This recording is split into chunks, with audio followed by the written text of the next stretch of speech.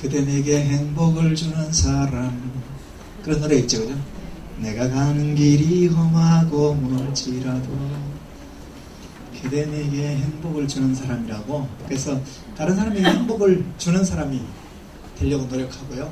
그 중에 하나가 또라이처럼 잘 웃어주는 겁니다. 제가 여러분에게 하나 도전하고 싶은 게 있는데요.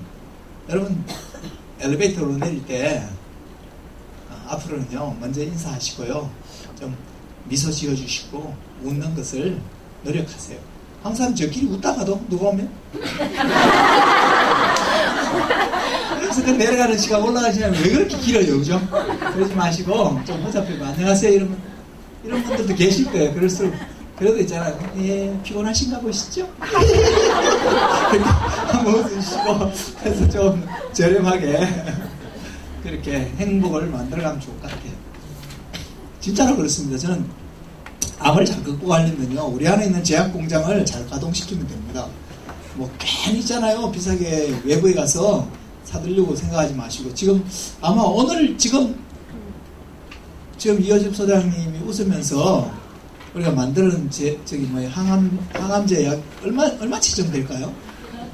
한번 웃으면 크게 웃잖아요. 200만 원씩 나와요.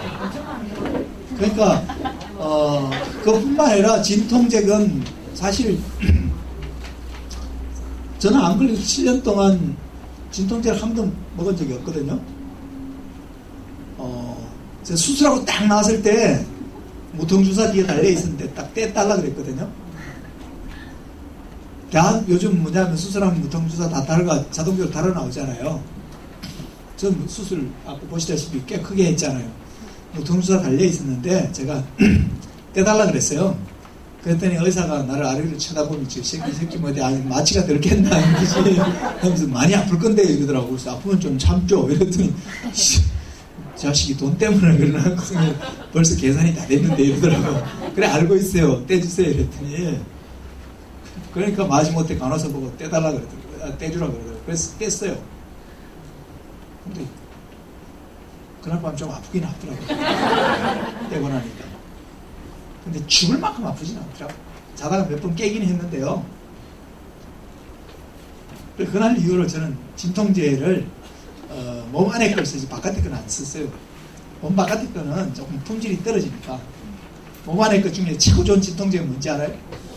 그래요. 한번 웃어보세요. 저는 그거 진통 심할 경우에 3분씩 계속 웃어요.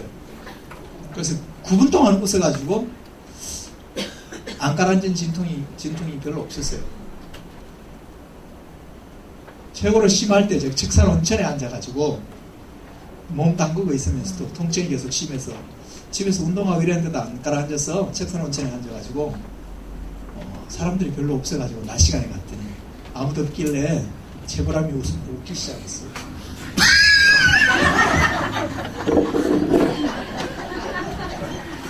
그러다 실눈 뜨고 시계 봐가면서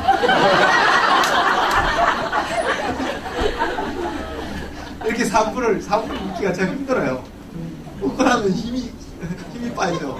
좀 기다렸다가 좀 쉬었다가 또 3분 웃고 또 3분 웃고 9분을 웃으니까 통증이 따라하더라고요.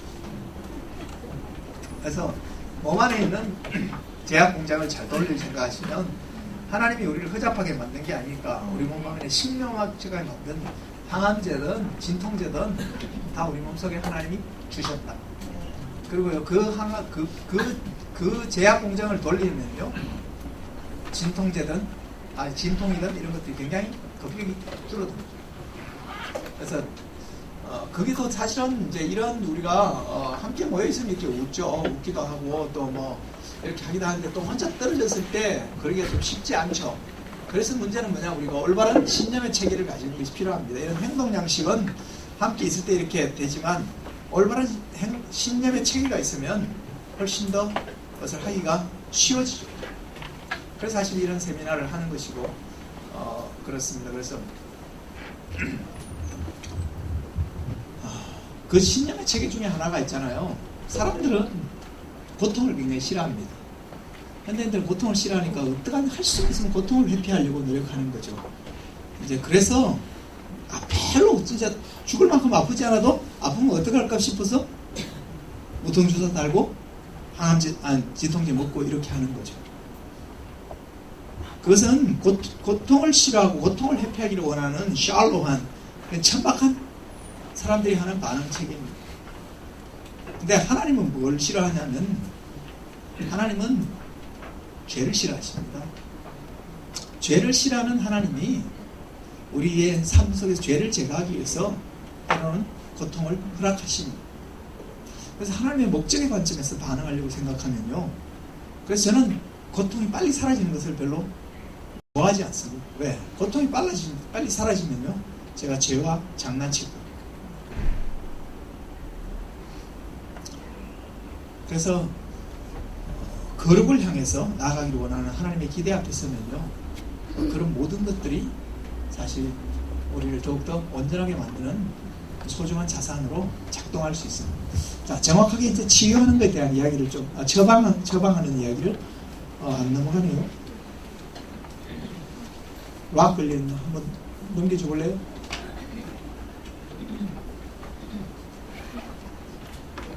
네. 빠르게 지나가게 되면 시간이 좀 많이 지나갔는데요. 여러분들은 대부분 뭐 어떤 행위를 했을 겁니다. 근데 지금부터라도 있잖아요. 뭐 잘 알기 전에 화급한 마음에서 뭘 하지 마십시오. 저는 암 환자가 됐을 때 해야 될 가장 중요한 것은 아무것도 하지 않을 결정을 내리는 거예요. 아무것도 하지 않는다는 것도 결정입니다. 한 가지. 대부분 사람들은 아무것도 하지 않는다는 결정을 못 내려요. 두려워서. 뭔가 안 하면 죽을 것 같아서 자기가 뭘 하는지도 모르고 전진기어를 하는데 그 대부분 전진기어는 굉장히 비극적입니다. 사실. 그래서 암에 대해서 전반적인 이해가 되기 전까지는 내가 아무것도 하지 않을 의사결정을 내려라. 왜? 암 환자는 빨리 죽어라 그러다 안 죽는다. 보통 5년에서 20년 동안 걸려야지만 펫이나 CT나 MRI에서 검색될 수 있을 정도의 크기가 됩니다. 그래서 암은 절대로 급성질환이 아니에요. 이 만성질환의 암을 급성질환으로 만드는 것이 인간이 하는 공격적인 그러한 투병의 방법이 급성질환으로 만드는 거예요. 안 넘어가네요.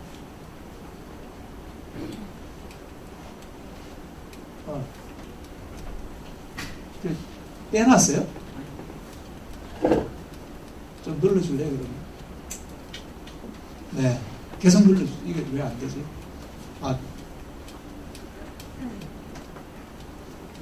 배터리 있나요?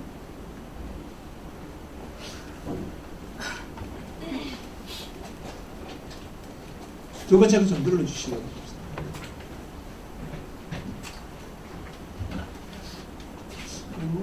그래서 두 번째는요, 최대한 빨리 수영을 하려고 생각하시는 게 좋아요. 근데 이 말은 뭐 인간적으로는 이제 쉽지만, 현실적으로 좀 어려울지 모르겠는데, 이렇게 세미나에 여러분이 앉아 계시지만요, 거의 여러분의 얼굴에 수영을 한 사람과 안 한 사람은 차이가 굉장히 납니다. 웃을 때는 막 웃는지 모르겠지만 조금만 지나면 표정이 있잖아요. 싸늘하게 근심 걱정이 꽉 있는 표정으로 있어요. 그런 사람들은 사실 암에 대해서 수용이 안 된 사람입니다. 어떤 문제를 극복하려고 그러면요, 어게인스트 해갖고는, 그걸 저항해갖고는 그래서 극복할 힘이 없어요. 그래서 할 수만 있으면 빨리 수용하시는 게 상책입니다. 예수님도 십자가를 지실 때 그런 프로세스를 거쳤죠. 겟세마네의 기도가 바로 그런 기도죠. 수용의 기도입니다. 예수님도 어떤 이런 트라우마가 문제가 생기면 첫째는 부정하고 분노하고 타협하고 우울해하고 마지막에 수용하는 과정을 거칩니다. 그래서 예수님도 내가 민망하여 죽게 됐다고 말하기도 하고, 예수님도 쪽팔린 짓을 하셨죠. 그죠? 제자들에게 여기 가서 나를 위해서 기도하라고 그러죠. 기도하라고 그랬으면 됐지. 꼭 기도하는지 안 하는지 막 3번씩이나 와서 확인하잖아요. 사실 좀 쪽팔린 줄 아네요. 그 제자들이 기도하든 말든 무슨 상관이 있어요. 근데 그 정도로 사람은 연약해지면 그까지 그것조차도 확인하고 싶은 연약함이 있는 거죠. 그래서 그런 주님이 좋은 거죠. 주님이 슈퍼맨이어서 아니라 그런 이거 한시도 나를 위해서 깨어 있을 수 없더냐. 그렇게 말씀하시는 주님. 근데 주님이 마지막에는 일어나라 함께 가자. 나를 팔자가 왔느니라. 그게 수용입니다. 생각해 보세요. 팔자가 오면 도망가야지. 직면에 가면 되겠어요? 그죠? 근데 일어나라 함께 가진 나라 팔자가 왔다고 잡으러 온 사람 앞에 직면해 갔다는 것은 뭐냐면 내가 십자가를 취할 권세도 있고 버릴 권세도 있다고 주님이 스스로 십자가를 지신 것이죠.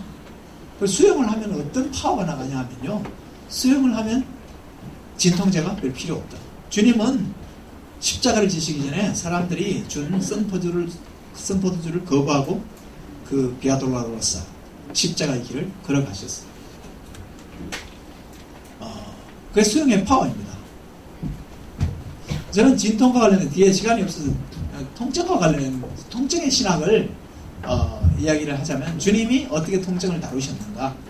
주님은 일단 직면한 문제를 깊이 마음으로 수용하셨다. 저항에서는 그것을 극복할 능력이 안 나옵니다. 어릴 때 주로 내과에 가서 수영하다가 물 먹는 약간 뭐냐 하면 좀 얼뜨기 친구들은 누르는 친구, 물 먹이기 위해서 누르는 친구의 손을 막 저항해서 올라오죠. 그런 친구들이 주로 물 먹죠. 저처럼 좀 약간 뺀질뺀질한 애들은 어떻게 해요? 누르면 다이빙 해가지고 강바닥까지 내려가죠. 그죠? 그래서 손을 벗어나서 그 친구 뒤로 나와서 다시 역공을 하잖아요. 그죠? 누르는 손보다 더 빨리 내려가면 그것은 더 이상 압력을 작용하지 않는 거죠. 절망하기 위해 수영을 하는 것이 아니라 그 수영하는 것이 그것을 극복해낼 수 있는 정신적, 실질적 여유를 가질 수 있기 때문에 수영을 하는 거예요. 예수님도 수영을 했기 때문에 사람들이 주는 선포주를 거부하고 십자가의 길을 묵묵히 걸어가셨습니다. 그리고 통증은요, 나쁜 걸까요? 좋은 걸까요? 통증은 본질적으로 좋은 겁니다. 통증이 없다면, 여러분 만약에 있잖아요. 차에 앞에 뭐 사고가, 문제가 있는데 계기판에 불이 하나도 안 들어오면 어떻게 해요? 좋은 차야, 나쁜 차야? 나쁜 차죠, 그죠? 계기판에 불 들어오는 것 자체가 나쁜 건 아니죠. 계기판에 불 들어왔다는 것은 그것을 조치할 그런 다양한 시간과 여건을 잡을 수 있는 거죠. 우리 몸에 통증이 있다는 사실 자체는 창조주의 원더풀한 놀라운 메커니즘입니다. 우리를 통증이 없으면 우리는 한센씩 병을 가진 분들이 통증이 없잖아요. 그건 굉장히 비겁. 통증에 대해서 지나치게 부정적으로 바라보는 시각을 벗어나면 좋아요. 통증 자체는 하나님이 준 굉장히 긍정적인 그런 창조의 메커니즘입니다. 그리고 수영하면 통증에 대해서 고통을 회피하는 것이 아니라 죄를 회피하려는 하나님의 창조의 기대 앞에서 올바르게 서게 되면 통증이 상대적으로 감소됩니다. 근데 주님이 마지막에 내가 목마르다 할 때 사람들이 해영에 선포도주를 찍어줬을 때 바다 잡수셨다고 성경은 기록하고 있죠. 그것은 뭐냐면 하나님은 인간이 만든 진통 완화제를 필요할 때 정죄감 없이 사용하는 자유를 보이셨다고 말할 수 있을 것 같아요. 그래서 정말 아픈데도 굳이 참고 나는 안 먹을 거야 하는 것은 지혜로운 것이 아닐 수 있겠죠. 정말 내가 통제할 수 없는, 내 감정을 조절할 수 없는 그런 정도의 통증이 올 때 뭐 몰핀을 쓰시든 쓰는 것 자체가 정죄받을 일은 아니죠. 주님도 선포도주를 마지막에 바다 잡수셨다. 그래서 근데 뭐냐면 미리 당겨서 아프면 어떡할까 해서 그런 것을 사용함으로 인해서 그렇게 미리 사용하면 어떠냐면 통증을 불러일으키고 키우는 자체고. 그래서 최대한 빨리 수영을 하시라. 수영을 하는 최고 좋은 방법이 저는 그렇게 생각합니다. 암을 낭비하지 않겠다고 결심하십시오. Don't waste your cancer. 당신의 암을 낭비하지 말라. 여러분들이 아마 대부분 그러거든요. 여러분 몸에 있는 암 종양은 굉장히 나쁜 거고 그것은 빨리 사라지면 좋은 거라고 생각하는 거죠. 그런 자원에 대해서 낭비라는 명사를 쓰지 않죠. 낭비라는 단어를 쓸 때는 그 자원이 유효하고 가치 있을 때 쓰는 거죠. 그렇죠?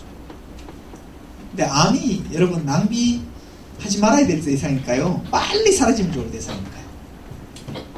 대부분 암 환자들은 빨리 사라지면 좋을 대상이라고 생각할 겁니다. 그런 사람은 암을 효과적으로 극복하기가 상대적으로 어렵습니다. 첫째는 시간과의 변수에서 초조할 거예요. 빨리 안 사라지면 어떡할까 생각하니까. 주로 그런 사람들이 스스로 언제까지 낫기를 원하는 희망사항을 가지고 있다가 금밟아 죽는 오류를 범하죠.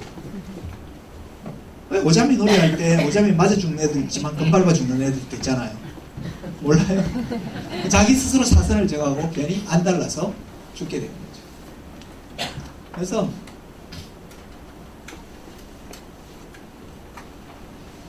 저를 굉장히 짜증나게 했던 말이 Don't waste your cancer였고요. 저를 소망 가운데 이끌 말이 Don't waste your cancer였어요. 처음에는 엄청 짜증났어요. 짜증나서 제가 거기서 행복한 암동인기에 그런 거를 써놓은 적이 있습니다. 왜냐하면 안 걸렸다 그러니까 누가 깨알 같은 영어로 된 이메일을 어떤 첨부 파일로 하나 보냈는데 딱 여니까 Don't waste your cancer였어요. 당신의 암을 낭비하지 마십시오. 에이씨, 이런 천박한 기독교인들. 성경은 분명히 우는 자, 즐거운 자와 함께 즐거워하고 우는 자와 함께 울라 그랬는데 이 기독교인들은 우는 자에게 즐거워하는 자들은 시샘하고 우는 자들에 가서 꼭 교훈을 말하기를 좋아하는 천박한 것들 때문에 욥기가 이렇게 길어졌다. 그렇잖아요. 욥기가 왜 그렇게 길어요? 갖고 말이죠. 고난당하는 사람들이 찾아가갖고 그때부터 막 내가 깊이 생각해보니까 이러면서 한 소리 계속 하다 보니까 욥기가 길어진 거잖아요. 이제 그런 반응을 저도 처음에 보였습니다. 여러분이 아마 암을 낭비하지 마십시오. 이 말이 호소리 있게 안 들리는 분도 있을 거예요. 헛소리 하지 말라고 이렇게 생각할 분도 계실 거예요. 저도 그랬으니까요. 근데, 암을 진짜 효과적으로 극복하려면요, 다른 방법이 없더라고요. 내가 암을 낭비하지 않겠다고 생각하는 다음부터 모든 부분에서 여유가 생기고 내 삶의 문제를, 암이라는 문제를 바라보는 생각들이 달라졌어요. 하나님이 우리 몸에 세포가 돌연변이를 일으키고 무한정식을 하는 것을 아시죠? 우리 몸에 안고 일어섬을 알고 머리카락 하나까지 계신 분이 우리 몸에 아포토시스의 고장을 일으키고 무한정식을 하는 암 종양을 모를 분이 아니시죠. 안다면 그분이 스톱시킬 능력이 없으신 분이 아니시죠. 근데 그분은 알고 계셨다. 그리고 스톱시킬 능력이 있는데 스톱시키지 않았다. 그것은 내 몸에서 암 종양이 자라는 것이 하나님의 디자인입니다. 하나님의 디자인에는 하나님의 목적이 있는 것이죠.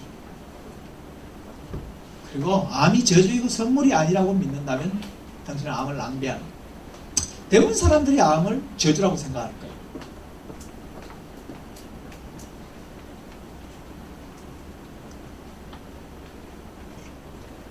Why me? 그렇게 생각하지 않아요? 왜 내한테 암이 걸려? 근데 이전처럼 죄를 대수롭지 않게 다룬다면 당신은 암을 낭비하는 거예요. 저는요, 인생의 목적이 행복이라면 암은 저주인 게 맞아요. 내 행복을 침해했습니다. 근데 인생의 목적이 거룩이라는 걸 동의한다면 암은 축복이에요. 왜? 과거보다 훨씬 더 죄에 대해서 예민해지고 죄와 손쉽게 장난치는 것부터 상대적으로 멀어졌어요. 그리고 행복은 비매품이에요. 거룩을 추구한 사람에게 주어지는 사은품이지 행복은 단일 품목으로 안 팔아요. 그 삼는 것이 대부분 프리자일, 깨지기 쉬운 것. 저는 그래서 암 종양을 없애려고 애쓰지 말고 암 종양과 함께 암 종양을 통해서 인생 가운데 없애야 진짜 종양을 제거하려고 노력하라는 거예요. 제가 암에서 빨리 낫고 싶지 않다는 이야기가 그냥 수사학적인 괜히 하는 말이 아니고요. 암이 있기 때문에 제가 정말 제거하고 싶은 제 인생에 나도 싫어하는, 저는 솔직히 살면서 가장 꼴보기 싫은 놈이 누구였냐면 제 자신이거든요. 가장 사랑하기 힘든 사람이 많은 경우 본인 아닌가요? 자기에게 대해서 존재의 꿀밤을 많이 때리고 그러지 않았나요? 그것밖에 안 되냐부터 시작해서 저는 학교에서 전교에서 수석을 안 한 다음에 성적이 저희 집안은 아무 의미가 없는 집안에서 자랐어요. 그래서 막 학교에서 우등상 받고 이런 거 가지고 촌스럽게 집에 가져가고 그런 거 짓을 안 했어요. 받는 순간 돌아오면 제자리에서 찢어서 버렸지. 쓰레기통에 넣었어. 왜 우리 집은 전교 1등 아니면 인정 안 하는, 그러니까 문제는 뭐냐면 얼마나 경례를 못 받고 자랐겠어요. 그러니까 존재의 꿀밤을 많이 때리고 자란 거죠. 근데 암 걸리고 나서 제 자신하고 훨씬 더 친해진 것 같아요. 편해지고. 용납할 수 있게 돼요. 그래서 저는 암 종양을 통해서 정말 내 인생에서 제거해야 될 죄악들을, 진짜 인생의 종양을 제거하는 그런 참된 수술대에서 수술을 계속해서 받는 거죠. 그래서 그것이 제가 다 끝나지 않았기 때문에 종양이 사라진다는 것은 저에게는 굉장히 또 다른 의미의 저주예요. 왜? 진짜로 내 인생이 성숙해가는 그 성숙의 동력을 잃어버리는 거예요. 그리고 그런 생각 속에 살아가니까 있잖아요. 암과 뭐 시간을 얼마나 보내든지 별 상관이 없어요. 최고 중요한 것은 암과 동행하는 시간이 생산적이 되고 행복하게만 만들 수 있다면요. 뭐 몇 년을 동행하든 죽을 때까지 동행하든 아무 문제가 없죠. 불행한 게 아니죠. 대부분 사람들이 그런 생각의 기전을 안 바꾸기 때문에 스스로 빨리 낫고 싶고 스스로 어떻게 그릇된 소망을 갖는 것이 더 큰 삶의 문제를 어렵게 만듭니다. 그리고 암을 겸손하게 여기지 말고 낙심하지도 마십시오. 암 환자들 대부분 경솔하게 여기다가 낙심하다가 또 낙심했다가 좀 나았다가 하면 경솔히 여기고 이렇습니다. 성경은 말합니다. 내 아들아, 아들에게 권면하는 것이 너에게 권면하는 말씀을 잊었도다. 대부분 사람들이 있는 것 같아요. 내 아들아, 주의 징계하심을 경히 여기지 말라. 경솔하게 여기지 말라. 그의 부질함을 받을 때 낙심하지 말라. 대부분 사람들이 잊어먹어요. 조금 그러면 빨리 끝날 거라고 생각하고 경솔히 여깁니다. 좀 괜찮다고 뭐 병원에서 수술 사진 찍어봤는데 깨끗하다 이러면 경솔히 여겨요. 암을 준 하나님의 목적에 대해서는 전혀 생각하지 않는, 개념치 않는 경솔히 여기고 있어요. 그러다가 다시 갔는데 딴 데 뭐 재발됐다 뭐 이렇게 이야기하면 그 다음에는 낙심합니다. 하나님이 우리를 다루는 것은 암 걸린 게 저주는 아니죠. 왜? 하나님이 사랑하는 자를 징계하고 그 받으시는 아들마다 채찍질 하신다고 하죠. 남의 자식을 훈계하지는 않죠. 내 자식을 훈계하니까. 그런 점에서 저는 암이 걸렸다는 것 자체가 하나님의 뭐냐면 진노 가운데 있는 것이 아니라 사랑 가운데 있는 것이라고 말할 수도, 이해하는 게 더 맞다고 생각해요. 징계가 없으면 사생하고 하나님 버린 자라는 거죠. 개판으로 사는데 누가 아무도 간섭하지 않는다는 것은 진짜 사랑해주는 사람이 없다는 거죠. 그래서 저는 우리 몸에 암이 생겼다는 것은 그래도 하나님의 사랑과 기대와 은혜 가운데 있는 것이다. 근데 거기에서 우리가 두 가지 하지 말아야 될 것, 경솔히 여기거나 낙심하거나, 이 둘 다 하나님이 기대하는 바는 아니다. 그래서 저는 신중해요. 하나님의 징계를 받을 때. 그러나 지나치게 심각하지는 않는 것. 그것이 필요하다고 생각합니다. 그다음 다른 대상을 신뢰하는 것. 신뢰의 대상이 되기 위해서는 능력과 사랑이라는 두 가지의 조건 변수가 만족되는 대상만 신뢰해요. 그래서 우리의 기도를 가르칠 때 하늘에 계신 우리 아버지께 기도하라 그래요. 하늘에 있다는 것은 이 땅의 모든 문제를 해결할 능력이 있는 것이고, 우리 아버지는 내보다 다른 문제를 더 절실하게 다뤄줄 거예요. 그래서 그 두 가지 경계 변수를 만족시키지 않는 대상을 신뢰하게 되는 것을 우상숭배라고 합니다. 여러분, 암을 극복하기 위해서 뭘 신뢰합니까? 더 나은 의사를 신뢰합니까? 새롭게 나온 항암제를 신뢰합니까? 그럴 수 있죠. 그래서 뭐냐면 새롭게 개발된 건데 이번에 임상 대상으로 해보죠. 왜냐면 거기 끼고 싶어서도 안달이 난 사람들도 있고 이래요. 많은 경우에 절망적인 결론에 도달합니다. 저는 능력과 책임성의 완벽한 두 가지의 경계 변수를 만족시키는 분, 그가 참 하나님이죠. 그가 예수 그리스도의 아버지죠. 나머지는 잘 활용할 생각을 하시는 게 좋습니다. 이 12년 동안 혈리병 앓던 여자도 마찬가지였어요. 해볼 거 다 해봤어요. 많은 의사 찾아다녔어요. MD 앤더슨도 가봤고, 존스 홉킨스도 가봤고, 오아시스 병원도 가봤고, 거선 병원도 가봤고, 동경에 있는 있잖아요, 와다나베 니시 병원도 가봤는 것 같아요. 갔더니 많은 괴로움을 받았어요. 갔더니 돈도 가진 것도 다 허비했어요. 그 다음에 뭐냐면 아무 효험이 없는 것 정도가 아니라 오히려 더 중화해졌다고 했어요. 많은 경우에 암 환자들이 저런 여정을 거쳐갑니다. 이 여자는 절망이 주는 용기를 가지고 예수님을 엎드렸어요. 저는 여러분들이 지금까지 어떻게 암을 직면해야 하는지 모르지만 다시 한번 진짜 힐러와 올바른 관계 안에서 그를 특징하는 것이 필요한 올바른 대상을 신뢰하는. 두 번째는 올바른 윤리를 갖는 게 필요합니다. 제가 1년 반 동안 암을 치열하게 직면하고 제가 완벽주의적인 기질이 있다고 했잖아요. 그래서 대충 하지는 않았죠. 나름대로 치열하게 암을 직면했는데 실패했습니다. 실패하고 나서 앉아서 생각했던 두 번째 왜 실패했을까 생각할 때 제가 비윤리적이었다. 뭐냐면 좋은 병원, 좋은 의사, 좋은 시설, 좋은 치료의 방법을 찾아 헤맸거든.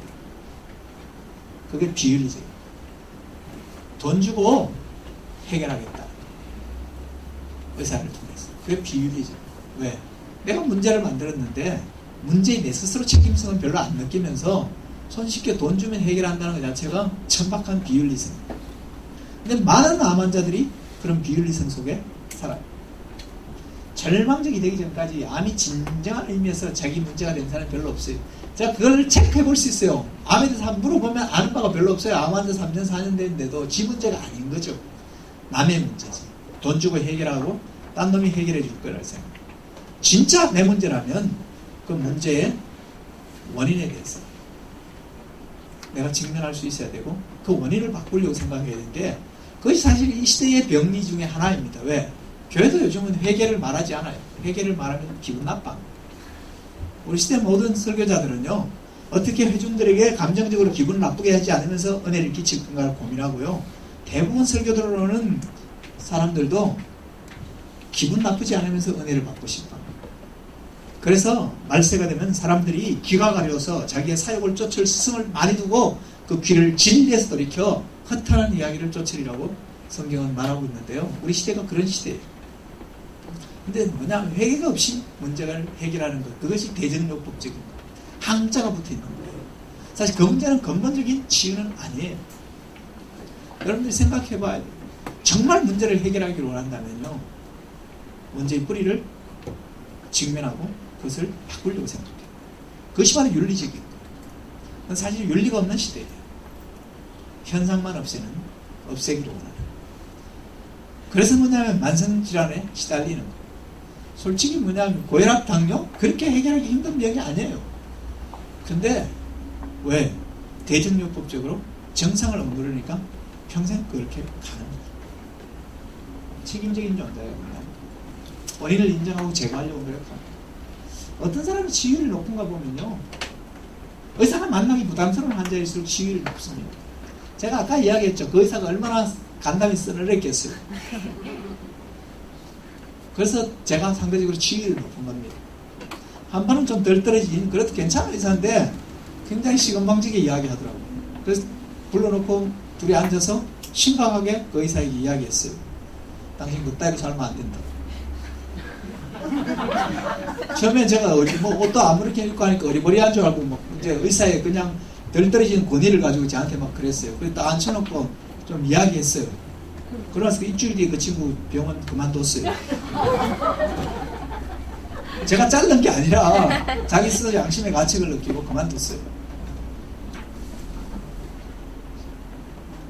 자를 능력도 없지만 암을 극복하기 쉬운 성격은요, 암에서 완치된 사람은 양면적인 성격을 갖고 있는 역설적인 사람이에요.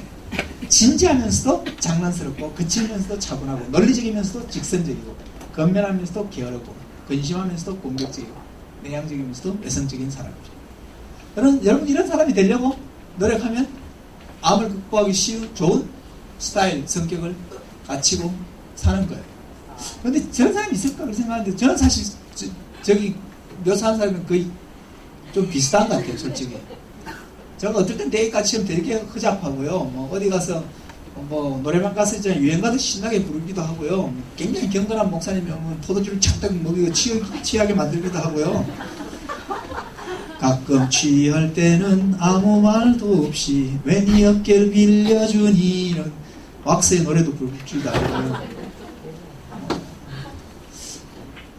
그래도 또 설교도 하고 그러죠. 그래서 즐거운 아이 같은 장난기를 발휘하여 걱정 내심을 입고 몰두하는 것, 호기심을 갖고 비판하지 않는 태도, 실수도 하기. 실수를 안 하는 게 능력이 아닙니다. 번호를 해줄 수 있는 것 있잖아요. 그게 능력이, 상처받을 수 있는 여유가 있는 것. 그 다음에 바른 방법과 바른 패러다임을 따르는 겁니다. 사실 이 이야기 가장 많은 바른 방법이란 뭐냐면 나는 과학적인 용어를 사용하는 미세 단위의 묘사나 거대한 장비 사용하는 것이 참된 과학은 아닙니다. 근데 많은 경우 일반 사람들은 저런 이야기를 하면 굉장히 겁뻑 죽어요. 막 알아듣기 힘든 이야기 쓰고 있잖아요. 미세 단위의 뭐 이런 호르몬 이야기를 하고 막 이러면 굉장히 멋있어 보이는 것 같은데 그것이 문제 해결의 본질은 아니에요.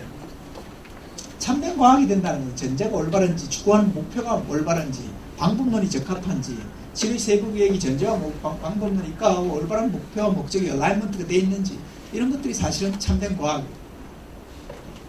늘 이야기하는 건데 좀 식상하지만 한번 인도의 정신병원에 가면 정신병원 환자들을 퇴원시킬지 말지 간단한 테스트를 한대요.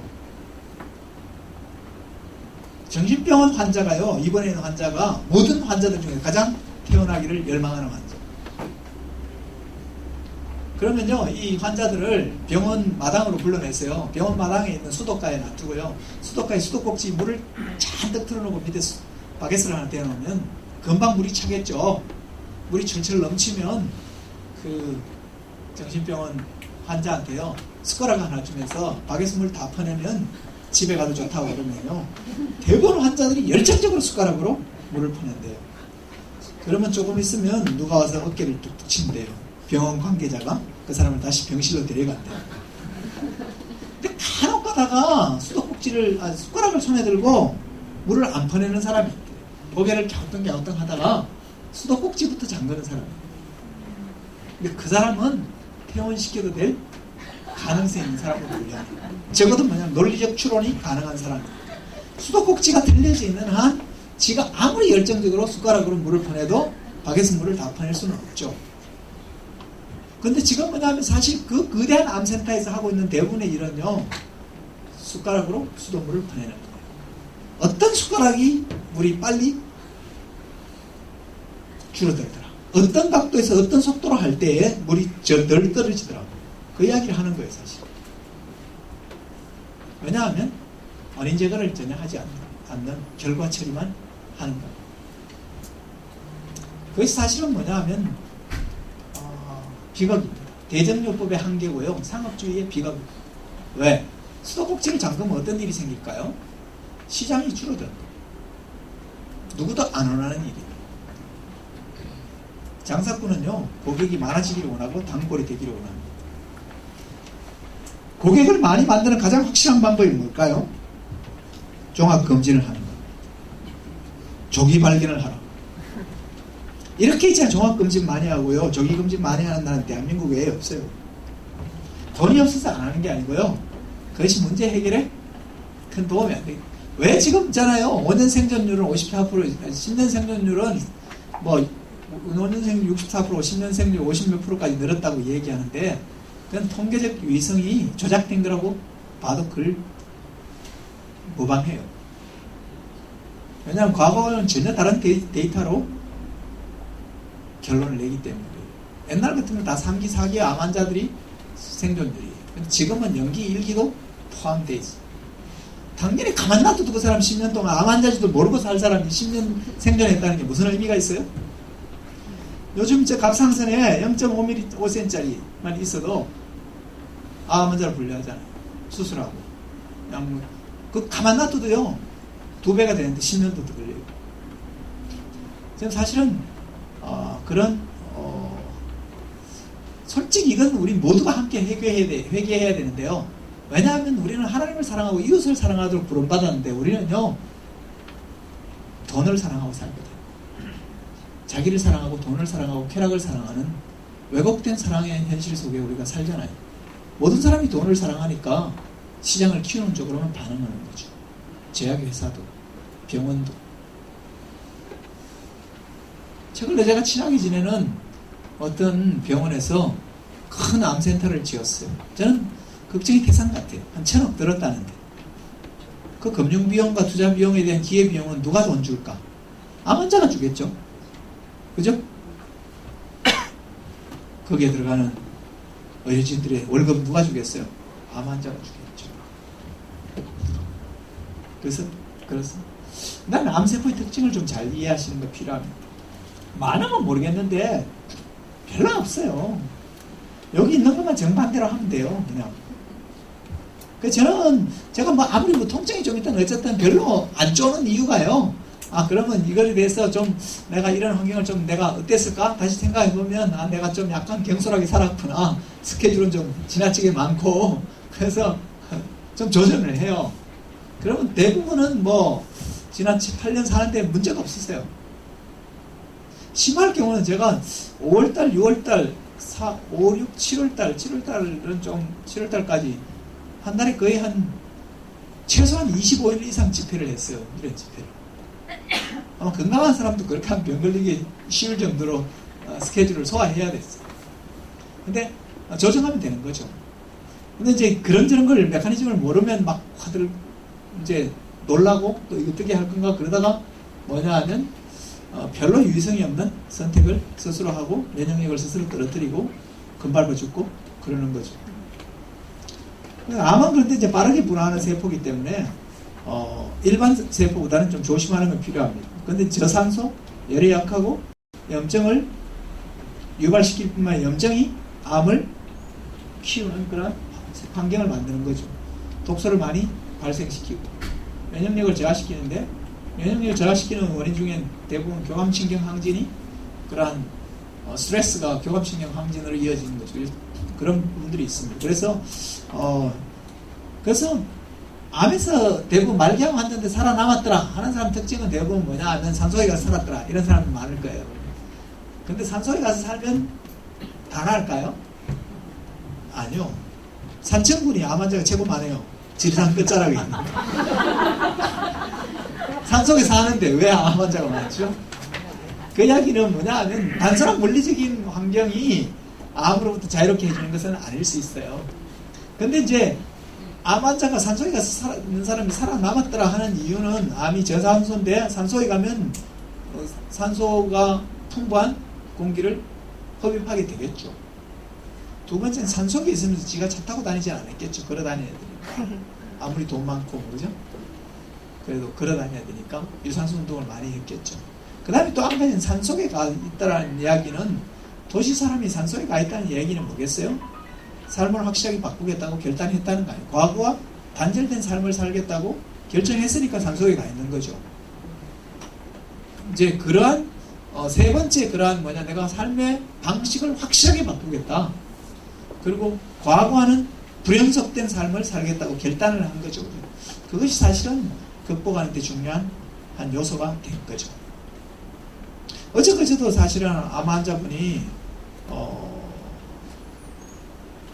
누군지 모를 거니까 세 자매가 왔는데 겉으로 볼 때는 굉장히 다 해피해 보이는데 첫 자매는 아들이 게이라서 마음이 슬프고 둘째 자매는 본인이 암 수술을 4번, 5번 한 사람이고 세 번째 자매는 남편이 가람이고 참 문제없는 집안이 없더만 세 자매가 왔는데 근데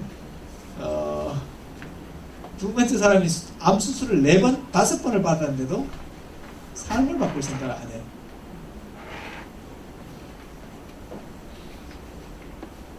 여러분 드라마에서 하는 희대의 소망이라는 책 본 적 있나요?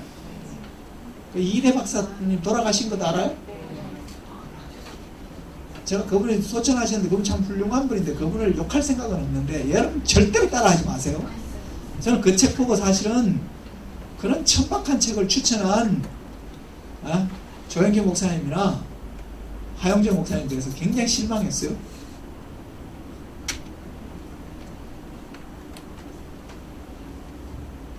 저는 굉장히 실망스러운 책이라고 제가 책을 분류하면 C급으로 분류를 했어요. 그건 훌륭한지 모르지만요. 암이 주는 교훈을 전혀 못 받는 거예요. 똑같은 삶을 살기로 하고 똑같은 공격적인 치료를 하면서 얼마나 버티기를 하냐 가지고 용감함을 자랑하는 건가요? 성경 말합니다. 내가 하나님의 능하신 손 안에서 겸손하라. 전혀 교훈을 못 받는 것 하나. 두 번째는 모든 부분에 성경을 인용하고 막 그냥 신앙적인 말만 하면 믿음이 좋은 건가요? 아니죠. 그런 건요 천박한 종교주의지 진짜 진리 안에 사는 게 아닐 수 있어요. 그래서 잘 생각해야 돼요. 그러면요 결국은 돌아가신. 제가 그런 두 사람을 봤는데요. 한 사람은 이런 너 잘 만났다 라는 책 쓴 사람이 있어요. 이재명 집사라고.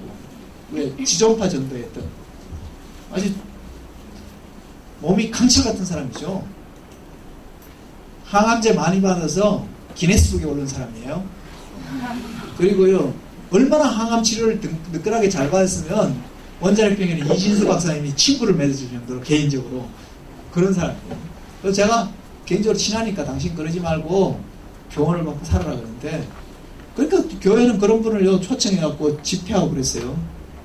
저희 교회도. 제가 우리 교회 왔길래 좀 그러지 말고 좀 조심하라고. 근데 결국은 세상 뜻이에요. 근데 사람은 다 죽어요. 그건 죽는 게 문제가 아니라 저는 그렇게 생각합니다. 하나님이 인생의 브레이크를 밟았으면 브레이크를 밟은 목적이 있는 거예요. 암 환자는요, 우리가 풀스피드로 인생을 달렸는데 생산과 이익, 효율, 업적, 달성, 성취 그런 것을 향해서 풀스피드 달리는데 누가 그 브레이크를 밟은 거 아니에요, 우리 인생에서. 그죠? 그럼 그 브레이크를 밟았으면 그 브레이크를 밟고 있는데 그 그냥 계속 악셀레터를 밟으면 뭐겠어요? 소리만 심각하게 나고 브레이크 라인이 닳고 타는 냄새만 많이 나는 거죠. 사실 그건 굉장히 지혜가 아니에요. 그래서 여러분 중에서 괜히 있잖아요. 용감한 척 하면서 그러진 않았으면 좋겠어요.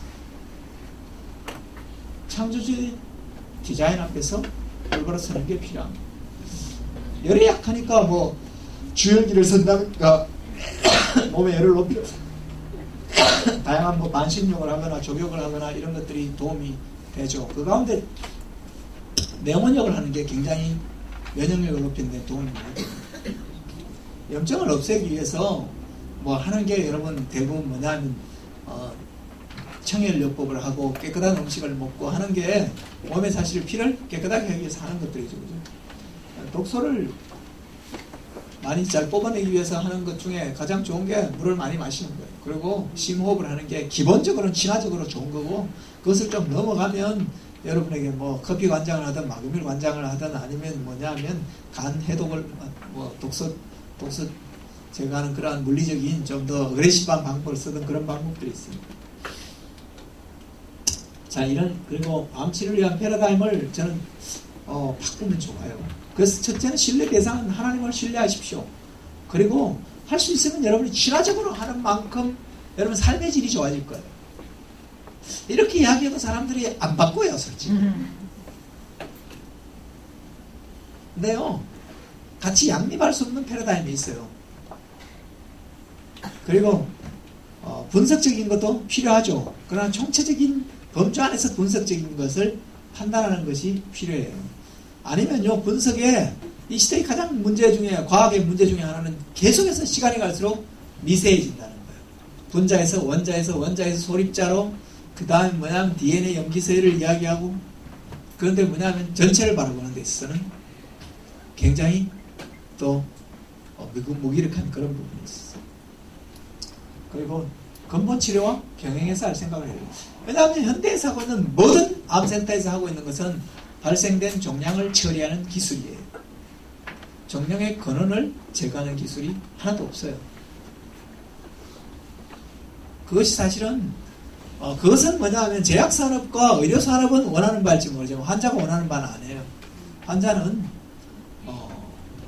암으로부터 진짜 자유롭기를 원하는 거죠. 그래서 여러분 패러다임을 바꾸면 좋겠어요. 그리고 정확한 암 진단에 위한 기초가 되는 질병을 바라보는 다양한 세계관에 대한 이야기는 왜 세계관이 중요하냐 하면요, 우리가 어떤 의사결정을, 사람들이 아무리 세미나를 해도 끝나고 나면 세미나 시작하기 전이랑 똑같은 질문을 합니다. 그 이야기는 뭐냐면 세계관이 안 바뀌었다는 거예요. 세계관이 안 바뀌기 때문에 신념의 체계도 안 바뀌고 가치관도 안 바뀌었으니까 행동 양식에 관한 똑같은 질문을 하는 거예요. 사람은 어떤 행동 양식과 어떤 의사결정을 내릴 건가 하는 것은 자기가 어떤 가치관을 가진 가지고요. 그리고 그가 어떤 신념을 가졌냐 하는 거예요. 그리고 그것은 궁극적으로는 어떤 관점으로 세상을 바라보는가 하는 거예요. 여러분이 여기 질병을 치료하는 다양한 세계관 중에서 저는 북미 사람들은 바이러스 감염이나 세포의 돌연변이 때문에 질병이 왔고 암이 왔다고 생각하고 메디케이션과 서저리를 하는 거죠. 그게 치료 방법입니다. 멜라네시아 사람들은 깨어진 관계 때문에 질병이 왔다고 생각하고 레콘실리에이션, 화해를 하거나 리추얼, 종교적 의식을 함으로 치유를 시도하는데요. 뭐 다양한 나라의 다양한 세계관이 있는데요. 저는 암을 바라보는데 암을 극복하는 데는 어쩌면 멜라네시아 사람들의 세계관이 훨씬 더 효과적인 세계관이라고 저는 믿고 있어요. 멜라네시아 사람들이 정근대적이고 북미 사람들은 그냥 과학적인데 뭔 그런 덜떨인 소리를 하나 이렇게 말할지 모르지만요. 성경의 관점에서 들여다보면요. 인간의 가장 본질적인 문제는 깨어진 관계. 하나님과 깨어진 관계, 그로 말하면 자아와 깨어진 관계, 그리고 대인관계의 깨어진 관계, 자연과의 깨어진 관계. 그런 것을 성경이 인간의 문제를 진단하는 방법입니다. 그런 점에 있어서 멜라네시아 사람들의 세계관이 비과학적인 정근대적인 것이 아니라 어떤 의미에서는 또 사물의 본질에 적합할 수가 있는데요. 저는 다른 질병에 대해서 모르는데 암을 극복하는 데 있어서 치열하게 여러분이 고민해 보십시오. 왜냐하면 사람은 언제 세계관을 바꾸냐 하면요. 내가 가진 세계관으로 절대로 문제가 해결되지 않을 때, 아니면 다른 세계관으로 문제를 분석하고 해석하는 게 훨씬 더 심플하고 효과적으로 풀릴 때만 세계관을 바꿉니다. 그럼 여기서 여러분에게 세계관을 전도하라 이런 얘기를, 바꾸라 이런 얘기를 말씀드리는 게 아니고, 여러분도 머리가 있으시니까 어떤 세계관이 더 효과적으로 암을 극복할지를 생각해 보시면 좋겠어요. 제가 그래서 암 발병 근본 원인이 깨어진 관계를 파악해 개선하는 진단표를 거기 아마 드렸을 겁니다. 그죠? 여러분이 근데 드렸지만 체크해보라 그래도 건성으로 체크하고 잘 안 하는데요. 사실 뭐냐면 저는 종양을 처리하는 기술에 있어서는 현대의학이 굉장히 탁월하죠. 종양의 원인을 제거하는 데 있어서는 현대의학은 전혀 터치하지 않으니까 그것은 환자 각자가 종양의 원인을 제거하려고 생각해요. 저는요, 그래서 수도꼭지를 물이 한 방울 안 생길 정도로 확실하게 잠그면요, 시간과 싸움에서 결코 분리할 이유가 없어요. 그래서 초조할 이유가 없어요, 사실은. 암이. 그래서 문제는 수도꼭지를 메디컬하게 안 잠근다는 거죠. 사람들이 멍청한 이유는, 똑똑한 바보라고 생각하는 이유 중에 하나는요, 저보고 사람들이 많이 물어요. 그럼 치료는 하나도 안 받습니까? 이렇게 물어요. 저는 매일 치료를 하거든요. 사람들이 치료라고 이야기할 때는요, 병원에 가서 주사 맞거나 뭘 하거나 하는 걸 치료라고 생각해요. 그게 머저리 같은 거예요. 여러분, 병원 안에서 행해지는 것만 치료일까요? 여러분, 밥을 꽉꽉 씹어 먹는 것도 치유이고요. 물을 감사함으로 먹는 것도 치유이고요. 아까 같이 함께 웃었는 것도 치유이고요. 치유라는 것은 내 몸이 창조의 원래 질서 안에서 훨씬 더 수렴되어 나가도록 노력하는 그 모두가 치료인 거죠. 저는 치료에 대해서 훨씬 더 포괄적인 개념을 갖고 접근하고 또 반응하면 할수록 여유가 있고요. 또 삶의 질을 높이면서 우리 암을 극복할 수 있다고 생각해요. 그건 대부분 사람들이 치료라는 개념을 지나치게 수술하거나 방사선하거나 항암하거나 그 범죄의 것들을 하는 것만 치료라고 생각하죠. 그래서 저는 그 관점을 벗으면 좋겠어요. 여러분이 이거 한번 체크해 보시고요. 저는 여기에 체크되는 것을 레디컬하게 그냥 적당히가 아니라 솔직히 항암제를 우리 몸에 넣는 그 수준으로 한다면 암을 극복하는 게 어렵지 않다고 생각해요. 항암제를 가지고 여러분이 얼굴에 스킨 로션처럼 바르면 여러분 얼굴이 어떻게 될까요? 네? 어떻게 될 것 같아요? 여러분, 항암제 있잖아요. 간호사가 주사 놓다가 한 방울이라도 외부에 떨어지면 급히 닦아야 돼요. 아니면 피부가 상합니다, 여러분. 피부가 인체 조직 중에서 굉장히 강력한 조직입니다. 그런데 이 피부 조직이 견딜 수 없을 정도로 독성이 강한 겁니다. 그거를 있잖아요, 혈액 속에 집어넣는데 저는 이렇게 생각해요. 한 20년 지난 다음에 암박물관에 가보면 옛날 사람들은 이런 것도 혈관 속에 넣으면서 암을 극복하려고 했단다 하면서 아마 진열되어 있을 것 중에 하나가 아마 항암제일 거라고 생각해요. 여러분 피부에도 못 바를 것을 혈액송에 집어넣습니다. 근데 저는 뭐 유의성이 걸린 범위 안에서 여러분 할 수도 있겠죠. 그러나 본질적으로 여러분이 그게 답인지는 여러분 생각해보세요. 사실은 그 정도로 위험하고 그 정도로 극단적인 것을 여러분이 스스럼 없이 하잖아요. 항암 치료를. 근데 여러분이 근본 원인을 제거하기 위해서 그 정도로 결단을 하고 극단적인 걸 하나요? 안 하죠. 정말 중요한 것은 안 하고 별로 안 중요한 것은 목숨 걸고 하는 거죠. 그러니까 똑똑한 마법을. 그래서 여러분들이 그 정도에 뭐냐 하면 충격이 갈 정도의 극단적인 의사결정을 내리는 건데 항암을 방사선을 한다는 게 그런 정도의 극단적인 환경 변화를 스스로 자발적으로 친화적으로 도입한다면 암을 극복하기가 그렇게 난해하지는 않을 거라고 생각해요. 바른 목표를 추구하는 것이 필요합니다. 암 치료의 아이러니가 암 종양은 없어졌지만 환자도 죽었다는 거예요. 이런 사람 수없이 많습니다, 여러분. 암 종양을 없앨 이유는 환자를 살리기 위한 거잖아요. 그게 목적이잖아요.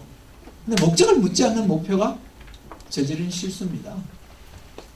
이런 목표를 가진 사람들이 하는 게 뭐냐면 한 번에 개복하고 장기를 4개씩 잘라내는 수술을 합니다. 지금도 오늘도 수없이 했을 거예요. 그럼 몇 개월 살아요? 최장은? 맥시멈 8개월 개런티 해주죠. 왜? 한 번 수술하면 4개 잘라야 되니까. 안 하면 어떻게 되겠어요? 여전히 8개월 좀 살겠죠. 그래서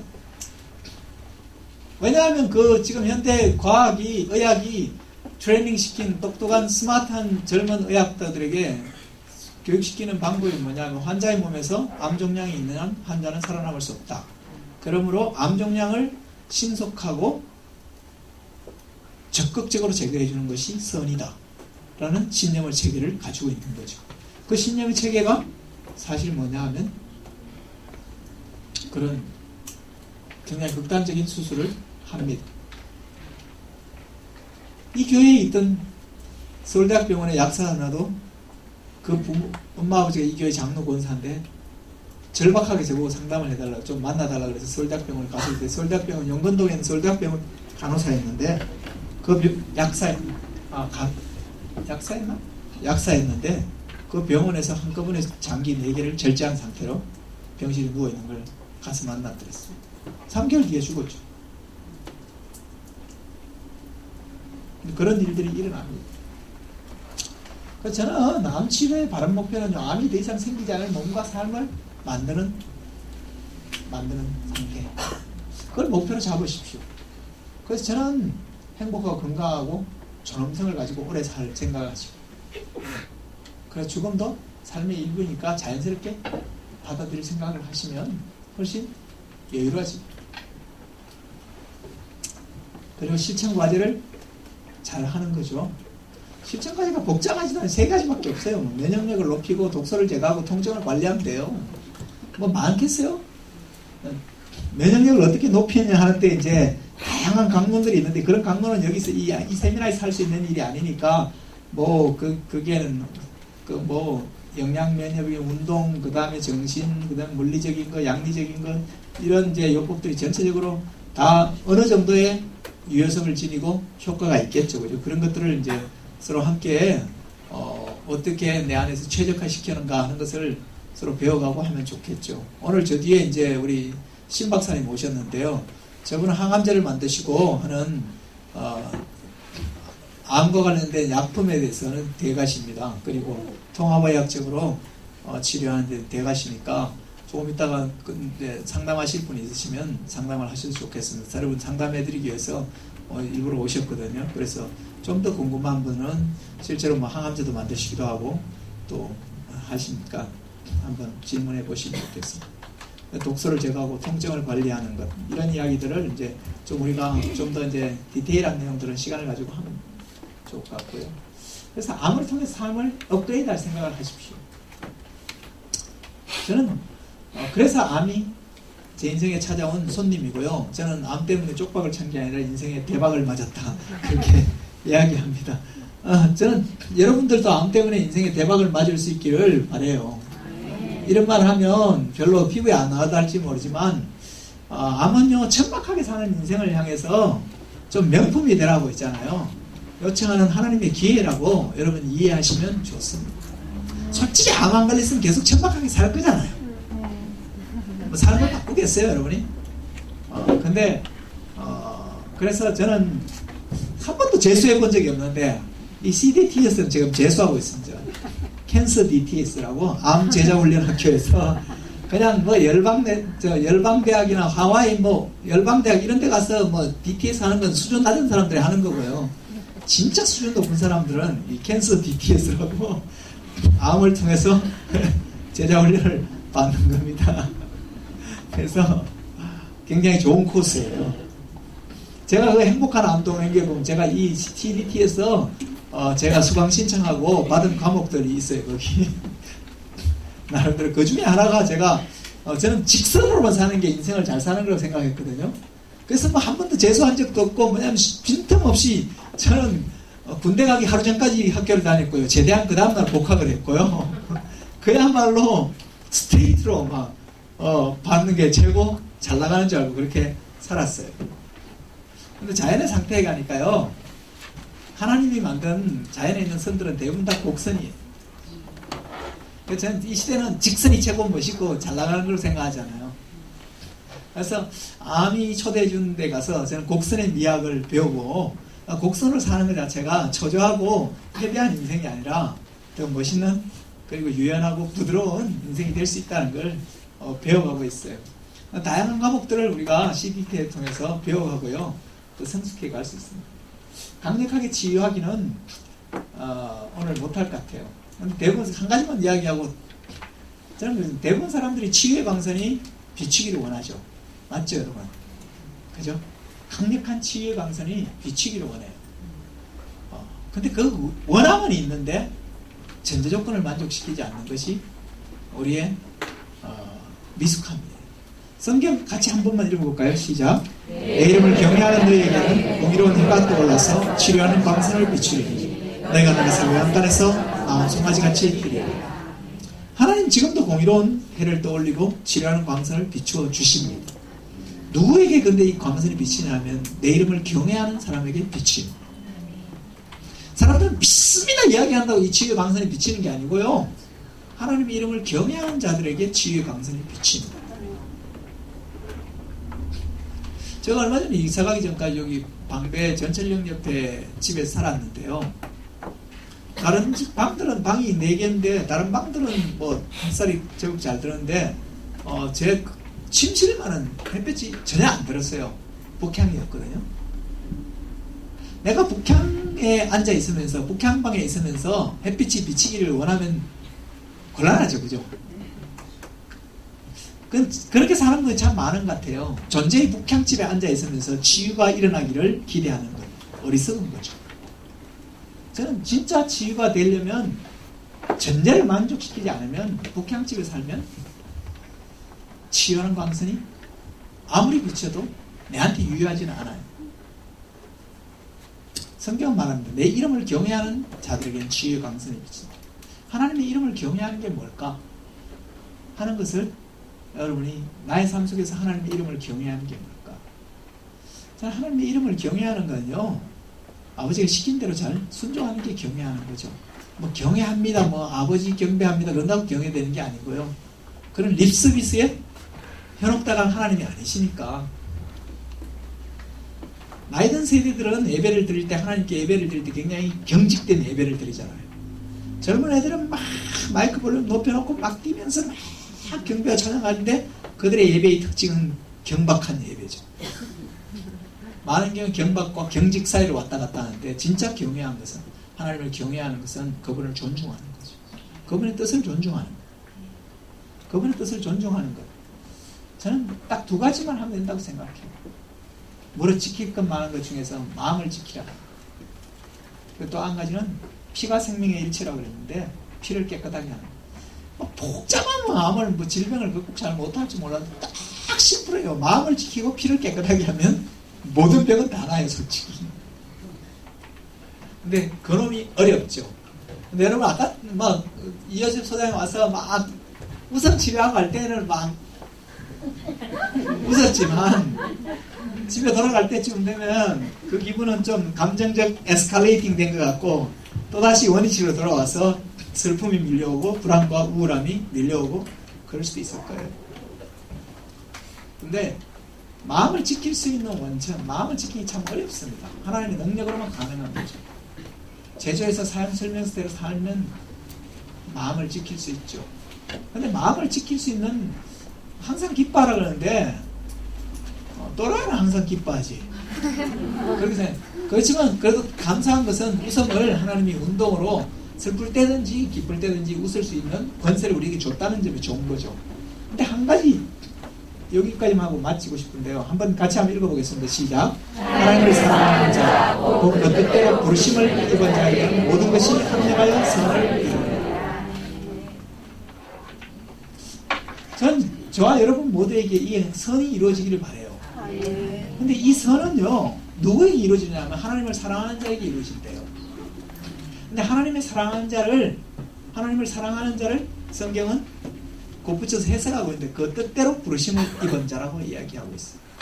하나님의 뜻대로 부르심을 입은 자들에게는 모든 것이 말기암도 전이 된 암도 합력하여 선을 이루느니라. 근데 그 뜻대로 부르심을 입은 자를요, 우리 상황, 인간의 상황에서 재해석해보면 하나님의 뜻대로 상황과 현실을 해석하는 자에게는 합력하여 선이 이루어지는 거예요. 뭐냐면 내 암에 대해서 하나님의 목적대로 상황과 현실을 해석하는 자들에게는 합력하여 선이 이루어진다. 저는 솔직히 제 몸 안에서 그것을 깊이 경험하고 있어요. 여러분 제가 암 걸려서 좋아진 것 같아요? 나빠진 것 같아요? 좋아진 것 같죠? 그죠? 귀찮아 죽겠는데 이번 주에도 14일 15일 날 SBS가 또 다큐 찍자고 온대요. 안 한다고 이것저것 방송사에서 요즘 연락 무지 많이 와요. 근데 안 한다 그래도 아는 사람 통해가지고 막 작가 통해서 그래서 알았다. 그 대신 이틀만 찍는다고 3일 찍잖아요. 싫다고 하루 반 안에 끝내면 하고 아니면 뭐 한다고 그래서 14일 15일 찍어요. 근데 하나님의 뜻대로 부르심을 입은 자, 하나님의 뜻대로 목적지향적으로 그 상황과 현실을 해석하는 자, 합력하여 선이 이루어집니다. 제가 암 걸리고 나서 이런 기도를 아둘람에서 드렸습니다. 하나님, 내가 죽지 않고 살아서 여호와의 행사를 선포하게 해주십시오. 하나님, 이 암의 세계에서도 하나님이 하나님인 것을 드러낼 수 있게 해주시고, 이 암의 세계에 하나님의 통치를 실현시키고 하나님이 다스리는 것을 드러내 볼 수 있게 해주십시오. 그런 기도를 하나님께 드렸고요. 하나님이 그 기도를 받아주셨어요. 그래서 암에 대한 자연치유말을 만드는 것, 총체적인 그런 회복에 대한 대안을 세워가는 일, 그런 일을 하도록 해주셨어요. 그게 제 전공은 아니지만 제가 암 환자의 권세로 대안을 만들어가도록 하나님 초대해 주신 거죠. 그 이유 중에 하나는 제가 암을 제 인생에 처음에는 저주라고 생각했는데 그게 아니라 제게 준 선물이라고 이해했기 때문에, 그리고 암 종양을 없애는 것보다 내 인생의 진짜 종양을 없애기를 원하는 하나님의 기대 앞에서 내가 적극적으로 반응하고 수렴해야 되겠다는 태도를 갖게 되면서 평화도 일어나게 되고, 그랬더니 합력하여 선을 이루느니라. 솔직히 그래서 저는 말기암인 게 감사한 거죠. 제가 했잖아요. 한 2기나 3기쯤 해서 나왔으면 어떻게 했어요? 제가 저 사람은 2기니까 3기니까 그랬지. 제가 요즘 핍박하는 게 뭔지 알아요? 암 걸렸으면 말기는 돼야지. 말기는 아니면서 암 환자라고 쪽팔리게 이렇게 이야기하고, 암 안 걸린 사람들 대해서는 하나님 뜻대로 살지도 못하면서 암도 못 걸리고 하나님의 기대가 없는 거예요. 이렇게 핍박할 수 있는 은혜를 주셨잖아요. 그래서 그런 거예요. 여러분 사실은 암에서 극복하려면 온몸의 암이 다 아파지고 말기면 말기일수록 극복했다는 것이 드라마틱하고 하나님께 영광이 되겠죠. 그죠? 그래서 저는 그렇게 생각해요. 그 뜻대로 상황과 현실을 해석하는 자리야. 합력하여 선이 이루어지는 것. 정말 우리가 기뻐하려고 그러면요, 막 웃고 박수치고 하는 기쁨이 있죠. 저는 그것이 굉장히 효과가 있고 도움이 된다고 생각해요. 저도 그걸 하니까요. 그러나 본질적으로는요, 어떤 상황이 내 안에 일어나든지 그 상황 앞에서 내가 하나님의 목적 앞에서 그 목적이 성취되는 쪽으로 내가 반응해 나가게 될 때 합력하여 선이 이루어진다는 거예요. 그리고요, 자기만 문제 해결하려고 생각하지 말고요, 남까지 도와주려고 생각하면 훨씬 더 면역력이 높아집니다. 오늘 뭐 다른 이야기는 못하겠고요. 그래서 노래 하나만 하고 마쳤으면 좋겠어요. 좀 뒤로 좀 돌려줄래? 노래 하나, 저기 소망이라는 노래 있지. 너무 뒤에 피프티가 많아가지고.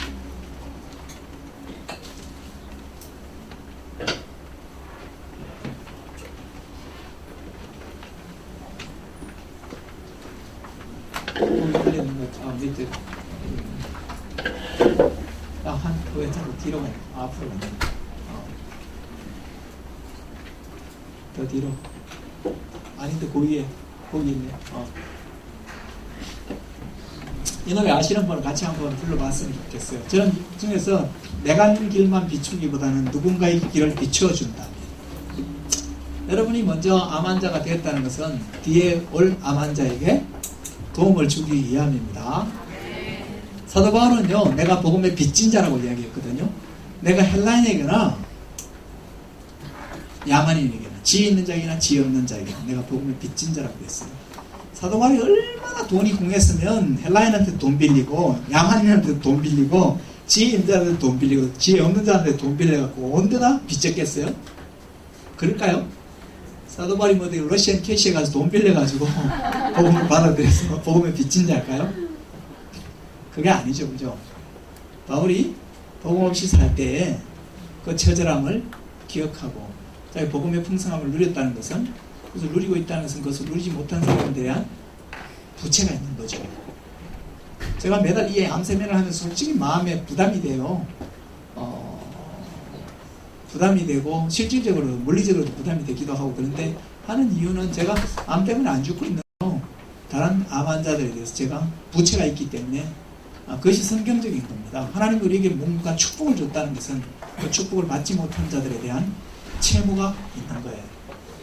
이쁘게 생긴 자녀는 덜 그런 사람에게 채무가 있는 거예요. 좀 건강한 남자는 건강하지 않은 사람에 대한 채무가 있는 거죠.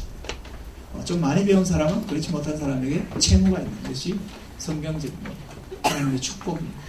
그런데 그것이 하나님의 축복관인데, 그렇게 생각하면 우리가 자긍할 일도 없고 교만할 이유가 없는데, 우리는 사실 나보다 조금 좋은 거 있으면 그거 가지고 잘난 척하고 오만하고 방정을 떨주고, 그러므로 하나님 주는 진짜 풍성함과 자유를 못 누리고 살게 되는 그런 오류를 범하는 거죠.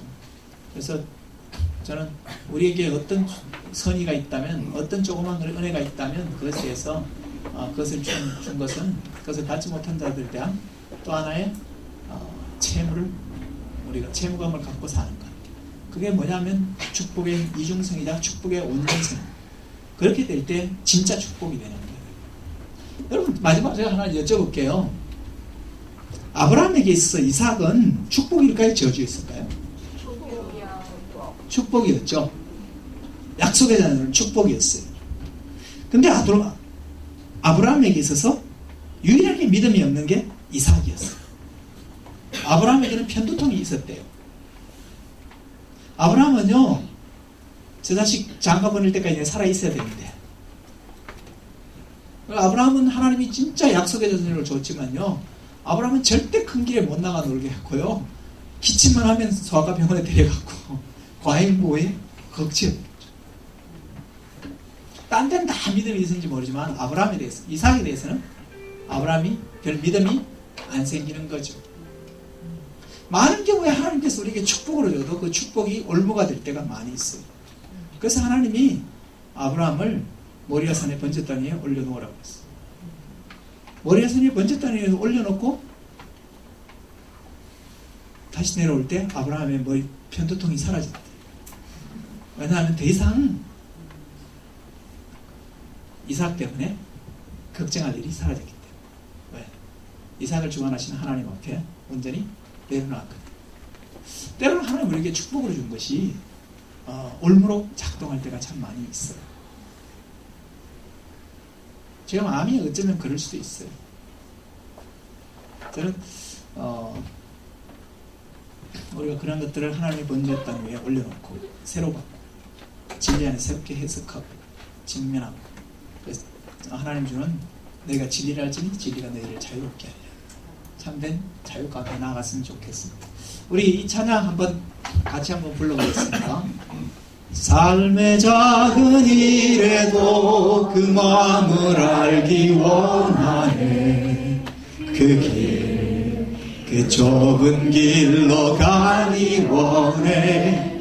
나의 작음을 알고 그분의 크심을 알며 소망 그 깊은 길로 가기 원하네. 저 높이 솟은 산이 되기보다 여기 오름직한 동산이 되길, 내가 아는 길만 비추기보다는 누군가의 길을 비춰준다면, 내가 노래하듯이 또 내가 얘기하듯이 살길 난 그렇게 죽기 원하네. 삶의 한 절이라도 그분을 닮기 원하네.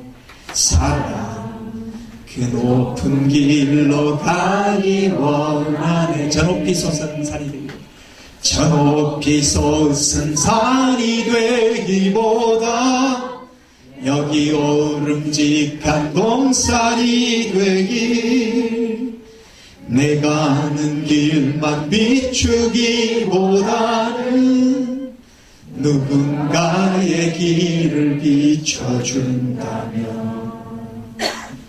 내가 노래하듯이 또 내가 얘기하듯이 살길 난 그렇게 죽기 원하네. 삶의 한 절이라도 그분을 닮기 원하네. 사랑 그 높은 길로 가기 원하네. 그 좁은 길로 가기 원하네. 네. 이 시간 조금 이따가 우리가 소그룹으로 기도하기는 좀 그렇고요. 특별히 좀 오늘 하나님은 공동체가 기도하는 것을 즐겨 들으십니다. 기도하는 사람이 능력이 있는 것이 아니라 기도를 받으시는 하나님이 능력이 있으시기 때문에 그렇고요. 그래서 여기서 함께 우리가 같이 기도하고요. 더 개인적으로 기도하기를 원하시는 분들은 남으신 우리가 함께 기도하는 시간 좀 갖도록 하겠습니다.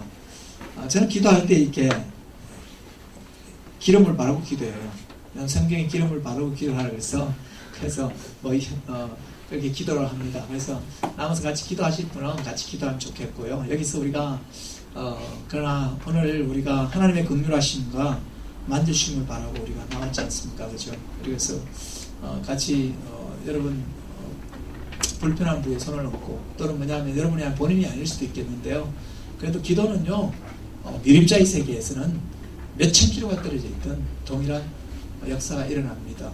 전기 여기서 꼽으면 저쪽에서 곧바로 연결되는 것 이상으로 하나님의 기도에는 기도에는 그런 파워가 있습니다. 그래서 기도할 분을 생각하면서 이 시간 함께 좀 기도했으면 좋겠습니다. 한 5분 정도 우리가 연약한 불을 놓고 함께 한번 기도했으면 좋겠습니다. 같이 한번 기도하겠습니다. 사랑하는 주님, 이 시간 주 예수 그리스도의 이름의 권세로 아버지 하나님의 역사, 하나님의 치유하심과 하나님의 도우심이며 하나님의 회복의 은혜가 일어나기를 간절히 간구하옵나이다. 주 주의 성령의 역사에 주시옵소서.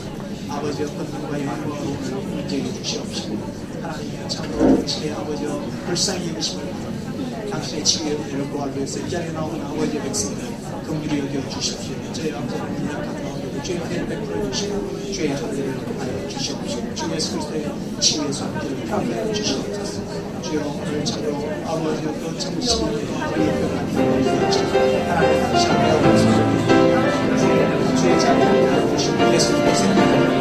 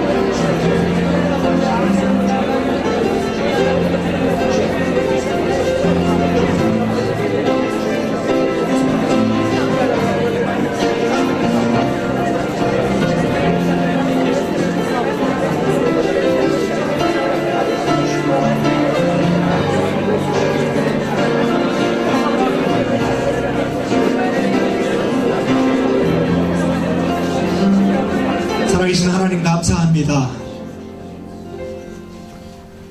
우리가 연약하지 않았다면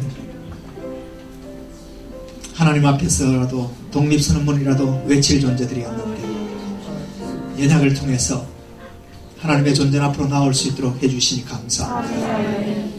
이것이 하나님의 우리를 향한 특별한 간섭이요 사랑인 것을 감사합니다. 이러한 하나님의 간섭을 잔소리처럼 여기지 않도록 아버지 우리 마음 가운데 겸비함을 허락해 주옵소서. 그러나 주님 우리가 또한 진토인 것을 주여 기억해 주시옵소서. 하나님 우리를 불쌍히 여겨 주십시오. 아사왕처럼 아버지 참으로 하나님께 묻지 않고 의원에게 구함으로 그가 질병을 극복하지 못하는 어리석음이 아버지 우리의 생애 가운데 일어나지 않도록 은혜를 베풀어 주옵소서. 우리가 당신 앞에 나와 당신의 돌보심과 도우심의 은혜를 입교하여 보좌 앞으로 나온 것을 주님 돌아보아 주십시오. 주님 감찰하시는 주님, 우리를 참으로 겸비케 하시는 주님, 다시 한번 주 앞에 간절히 간구합니다. 하나님 먼저 우리의 존재를 치유해 주시옵소서. 우리가 참으로 아버지 하나님 안에서 안식하기보다 확장된 자아로 살았던 아버지여 우리 인생을 주님 앞에 회개합니다. 주여 참으로 기이한 일과 미치지 못한 일을 행하려고 했던 그 모든 아버지여 어리석음을 이 시간 주님 앞에 자백하며 젖된 아이와 같이 고요하고 안정된 심령으로 주님을 바랄 수 있도록 아버지 우리 가운데 마음의 평강을 허락해 주시고 하나님 앞에서 인생의 어떠함을 깨달아 알며 인생의 길을 온전하게 걸어갈 수 있도록 은혜를 베풀어 주옵소서. 그러나 또한 우리가 참으로 직면한 암의 문제를 극복할 담력을 허락해 주옵소서.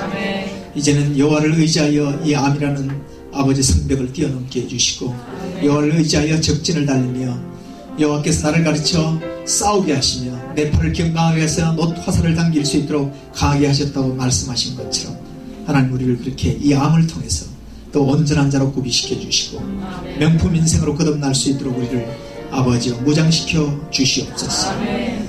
아버지 그것이 우리의 소원입니다. 그러나 또한 아버지의 직면한 암이 크간다고 하기도 하고 전이 됐다고 하기도 하고 아버지의 통증을 계속해서 불러일으키는 아버지의 그런 현실 앞에서 우리의 믿음은 흔들리고 아버지여 참으로 마음은 아버지 참으로 부지갱이처럼 아버지와 쇠약하게 아버지 검게 타오르는 것을 주님 앞에 고백합니다. 주여 우리의 연약한 마음을 불쌍히 여겨주시고 우리의 영혼의 닻을 견고히 당신의 말씀 가운데 내릴 수 있도록 은혜를 베풀어 주시옵소서. 성령님 은혜를 베푸사 오늘 치유의 은혜를 허락해 주옵소서. 우리가 여호와를 경외함으로 주 앞에 서기를 원합니다. 내 이름을 경외하는 자에게는 의로운 태양이 떠올라서 지연 광선을 바라리라고 말씀하신 주님, 우리가 오늘 주님을 경외하기 위하여 당신의 보좌 앞에서 당신의 진리를 배우기 위해서 이 시간을 드린 것을 주님 불쌍히 여기시고 돌아보아 주시고 감찰하여 주셔서 하나님의 치유의 은혜를 허락해 주시옵소서. 행한 바 의가 없을 때 믿음을 의로 여기셨던 주여, 우리의 믿음을 보시고 당신의 치유의 능력, 당신의 아버지의 치유의 손길을 뻗쳐 주시옵소서. 내가 원하는 이 깨끗함을 받으라고 말씀하여 주시옵소서. 이 시간 주 앞에 우리의 환부를 내놓사오니 주여 터치해 주시옵소서. 주님 감사합니다. 찬양합니다. 경배합니다. 우리가 언제든지 어느 때든지 아버지여 소망 가운데 즐거워할 수 있도록 은혜를 베풀어 주시옵소서. 왜냐하면 아버지 하나님이여 이런 환난은 인내를 인내는 연단은 소망을 이루는 줄 알기 때문에 하나님 우리의 이 환난 중에도 즐거워할 수 있도록 아버지 우리 가운데 하늘로부터 부어지는 참으로 우리의 모든 지각에 뛰어난 하나님의 완벽한 평화로 우리의 심령과 육체를 지켜주시옵소서. 다시 한번 우리의 몸속에서 준동하고 있는 악의 세력, 이 암의 세력을 예수 그리스도의 진리와 당신의 이름의 권세로 대적하오니 주여 하나님 우리에게 생명을 주시고 우리를 우리의 생명의 주인으로 청지기로 삼아주신 이 아버지여 청지기의 권세, 아버지 주인의 권세로 하나님 우리 속에서 일어나는 모든 역기능적인 세포들을 명하오니 하나님의 창조의 질서 안에서 순복되기를 주의 이름으로 명합니다. 그러나 또한 이 암세포가 우리를 향하여 반항하는 것은 우리의 존재가 하나님을 향해서 순복하지 못한 결과인 것을 겸허히 인정하며 하나님 당신 앞에 올바르고 온전한 삶을 살기 위해서 우리의 삶을 당신 앞에 양도합니다. 주님 우리의 삶을 받아주시고 예수 그리스도로 말미암아 의의 열매가 가득해서 하나님께 영광과 찬송이 되는 삶으로 빚어 주시옵소서. 복된 시간 주신 것을 주님께 감사드리며 우리 주 예수 그리스도의 존귀하신 이름으로 간절히 기도합니다. 네, 수고하셨습니다. 이렇게 하시죠. 우리 저 뒤에 신현종 박사님 잠깐 일어나 주시면, 우리 신현종 박사님은 저기 다우케미칼사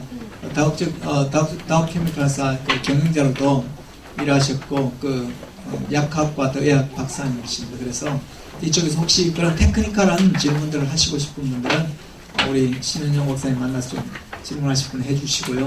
또 같이 좀 기도하기를 원하시는 분은 이쪽에서 기도하시기를 원하시는 분들은 오시면 같이 좀 기도하는 시간을 갖도록 하겠습니다. 여러분 수고하셨습니다.